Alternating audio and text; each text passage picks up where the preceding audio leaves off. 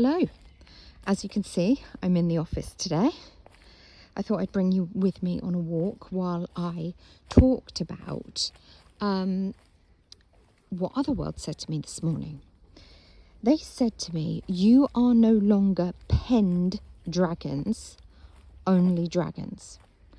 Now this is particularly pertinent because we were only discussing the other day, weren't we, about how dragons, in the first time since early 2020, are really prevalent. They're being seen in the sky, they're being seen in journeys, they're sending signs all over the place to people. People are having dragons and wyverns present themselves in their spirit teams. There's all sorts going on, which means something significant certainly is happening energetically, but is probably going to happen in our physical reality as well. But it was interesting, the timing of this message about no longer being penned dragons, because Arthur Pendragon, came in, an ancestor spirit of mine came in yesterday while I was working and said to me that he wanted me to release the ancestral trauma and karma, soul trauma and karma of the Pendragons, past, present and future. And there was a sense that there was no time for them or no ability for them now at this point to reincarnate, to process it and deal with it and release it. It was like there was a now or never kind of vibe with it, that they actually needed some intervention in order to get it gone. And there was a distinct sense of urgency, and you know, I did that for him, and there was quite an energetic shift happened afterwards. So it's kind of interesting that this morning our message from Otherworld is about no longer being penned dragons, and it's a strange use of language as well, because as you know, with Brythonic beings and spirits, especially if they're using their own words, their own language, the meaning is multi-layered, and means many things and represents many things. And he's chosen not to say Pendragon. You are no longer penned dragons. Now, Pendragon, the epithet or title that was given to certain tribal leaders in the Brythonic times, means, pen means a promontory or hill, something that rises above other things on the landscape. And there's many hills in the north of England, in the Old North, still called pens instead of hills. It stayed in the British language. And drakon, means guardian, protector, but with a certain amount of fierceness, which is where the sort of amalgamation of the Latin drogo and the Brythonic drakon has come together to mean something else entirely, dragon. So the fact that he's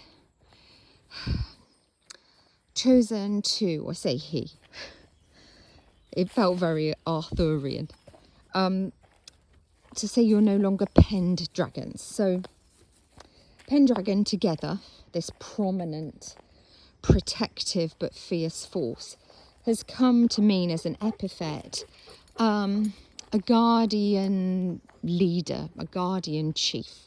So there's a twofold role to that. It's obviously to be the captain of the ship, the leader, the warrior that decides the strategy and makes the decision when to battle and when not to. But it also has a dual role of being a guardian for those same people, their host, as they used to call it in those times, the people who they were hosting and looking after. And so to say we're no longer penned dragons that implies two things. That implies that those who were prominent leaders in a protective way, at the forefront, spearheading all these energetic changes, are no longer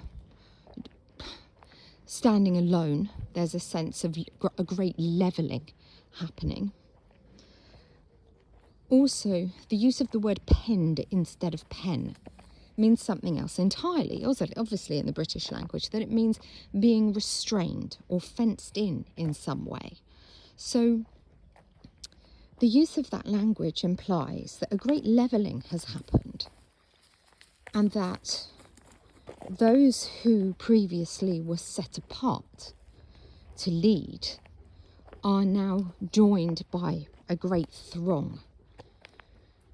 And also unrestrained.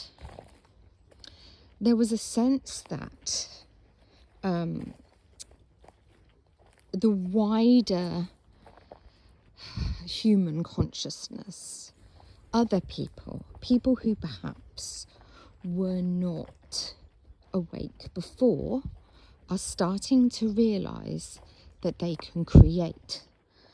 And there was a great sense of momentum in this statement, that now we were only dragons, so we were only protectors, but there were many, many of us instead of a select few.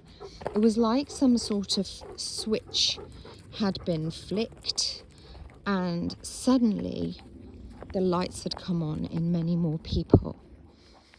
And we were going forward from this point on, from today, in a very different way to how we had done previously, and in a very different way to how we had worked previously. I think a kind of collective awakening sense with it. So you might feel a bit different today, potentially. You might feel a little bit more excited, mischievous, like a sense of excited anticipation about what magic you can create. There's almost this sense of they've given us all a wand and said, go for it. So to all those dragons out there, which I think is pretty much all of us, fly, my pretties.